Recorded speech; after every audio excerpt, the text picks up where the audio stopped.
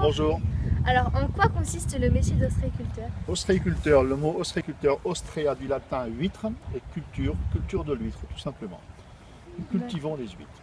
Il y a la mytiliculture pour les moules, la congéliculture pour les coquillages ou ostréiculture pour les huîtres. C'est mon métier. D'accord. Quel type d'huîtres sont produites ici? Les huîtres creuses, particulièrement la Cossostrea gigas, les huîtres creuses qui viennent à l'origine du Japon, qui ont remplacé les huîtres plates qui ont été décimées en 74 et en 80 par deux épizooties, Bonamia et Martellia. Il y a encore un peu de culture d'huîtres plates en baie de Quiberon, mais la principale culture reste l'huître creuse. D'accord. Comment se développe une huître? Il faut en moyenne, pour arriver à terme, entre 36 et 40 mois pour avoir une huître de consommation.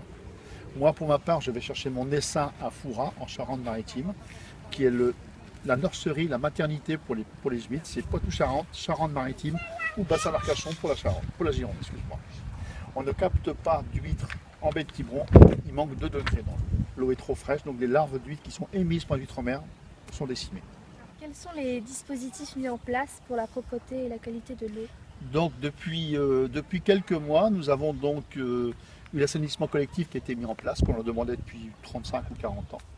Donc ce qui va beaucoup améliorer la qualité de l'eau, comme on l'a dit. Et à titre personnel, nous retraitons tous nos déchets, que ce soit poches en plastique ou métalliques, qui sont reversés à la déchetterie ou au ferrailleur, pour ne rien laisser pourrir dans la nature, pour éviter de polluer notre site. Nous avons des contrôles avec Cap 2000, des contrôles assez fréquents de la qualité de l'eau, et on s'aperçoit depuis 10 ans que ça se dégradait, mais depuis l'année dernière, la qualité de l'eau revient. On verra peut-être à revenir en zone A. Parce que là, en ce moment, nous sommes en zone B, c'est-à-dire que tous les coquillages qui sont prélevés pour être vendus doivent être passés en bassin de purification. D'accord. En quoi ce lieu est-il unique? Regardez. Pas grand-chose à dire. C'est joli.